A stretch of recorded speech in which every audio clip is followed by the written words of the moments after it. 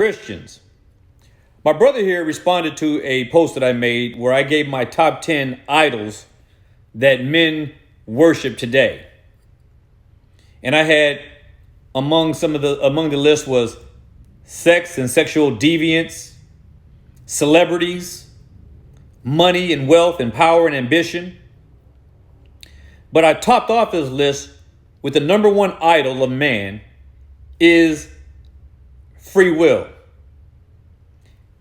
Man's obsession with free will is what governs his entire life.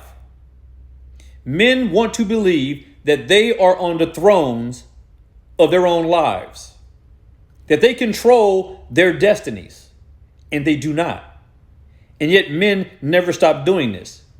And this is rampant in America, a country that thrives on this notion of independence, absolute independence. In this quest and this desire for independence, like we hear so many people talk about, we want the government out of our lives.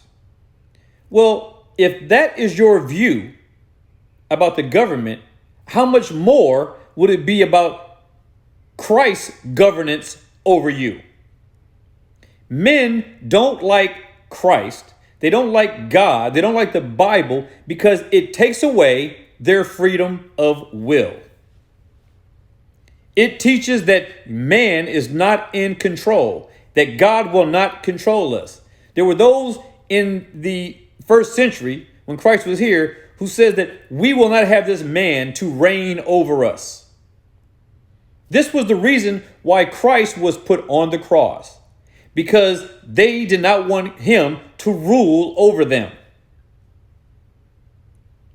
They put Christ on the cross because they didn't want others following Christ and adhering to him. They wanted other men to follow them.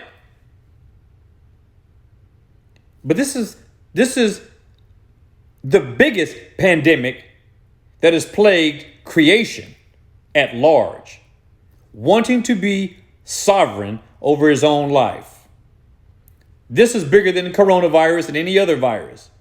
Man's obsession with his free will is going to be his ultimate undoing, because that is the number one expression of pride, independence from God.